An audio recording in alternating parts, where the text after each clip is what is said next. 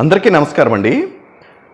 హిందువులకు ఎంతో పవిత్రమైనటువంటి స్థలం తిరుమల తిరుపతి సన్నిధి అండి. ఎందుకంటే శ్రీ వెంకటేశ్వర స్వామి కొలువైనటువంటి ప్రాంతం తిరుమల తిరుపతి అండి. ఈ తిరుమల తిరుపతి యొక్క విశిష్టతను కాపాడాల్సినటువంటి బాధ్యత ప్రతి గవర్నమెంట్ మీద, ప్రభుత్వం మీద ఉందండి. ఎందుకంటే ఇది పార్టీలకు అతీతంగా దీన్ని గౌరవించుకోవాల్సినటువంటి అవసరం ఉంది. గత 2019 నుంచి 2024 వరకు గత గవర్నమెంట్ మీద అనేక ఆరోపణలు చేయడం జరిగింది, వచ్చాయి కూడా.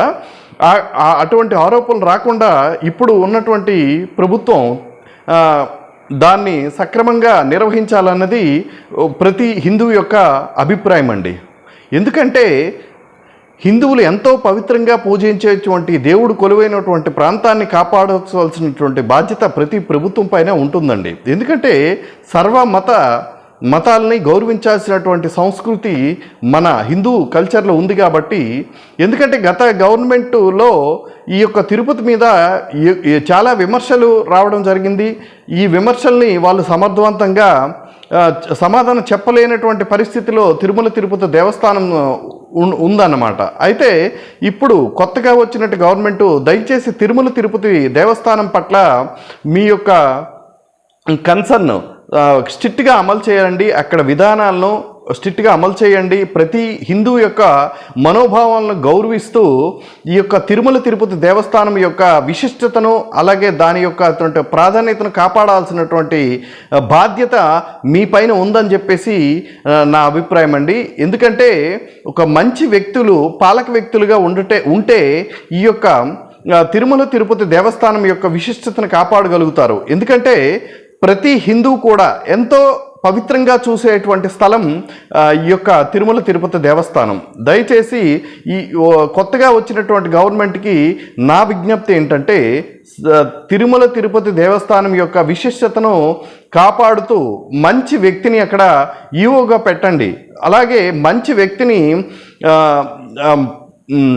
చైర్మన్గా నియమించండి. దానివల్ల ఏమవుతుందంటే ఈ యొక్క తిరుమల తిరుపతి దేవస్థానం యొక్కటువంటి ఆచారాలు, వ్యవహారాలు, హిందూ సాంప్రదాయాలు కూడా గౌరవించబడాలి. అలా గౌరవించబడకపోవడం వల్లే గత 5 సంవత్సరాలు కూడా గత ప్రభుత్వంలో ఉన్నటువంటి చాలా లోపాలని ఇప్పుడు కనుక్కోవడం జరిగింది. ఆ లోపాలు జరగకుండా చూసుకోవాల్సినటువంటి బాధ్యత ఈ గవర్నమెంట్ పైన ఉంది. ఎట్టి పరిస్థితుల్లోనూ తిరుమల తిరుపతి దేవస్థానం యొక్క విశిష్టతను కాపాడాల్సినటువంటి బాధ్యత మీ గవర్నమెంట్ పైన ఉందని చెప్పేసి నేను అభిప్రాయం తెలియజేస్తున్నానండి.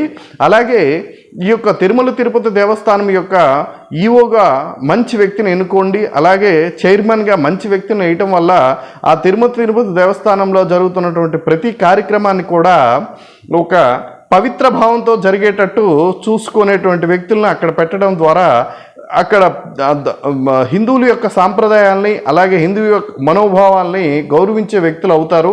ఎట్టి పరిస్థితుల్లోనూ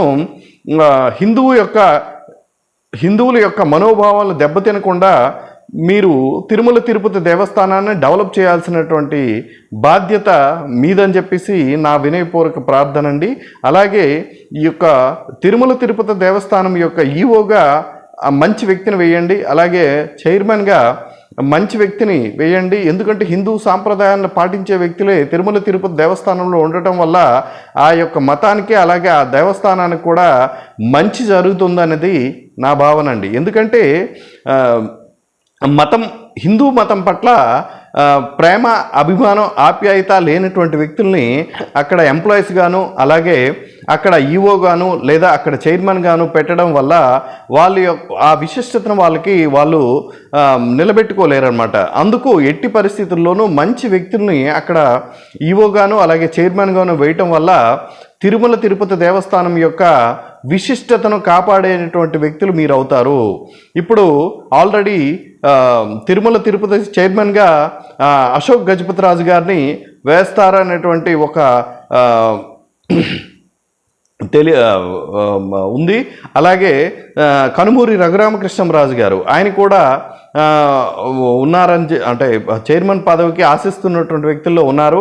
అలాంటి పెద్ద వ్యక్తుల్ని, మంచి వ్యక్తుల్ని ఎన్నుకోవడం ద్వారా ఈ యొక్క తిరుమల తిరుపతి దేవస్థానం యొక్క విశిష్టతను పవిత్రతను కాపాడేటువంటి వ్యక్తుల్ని అక్కడ ఉంచడం ద్వారా అక్కడ పరిపాలన సక్రమంగా జరుగుతుందన్నది నా భావన అండి.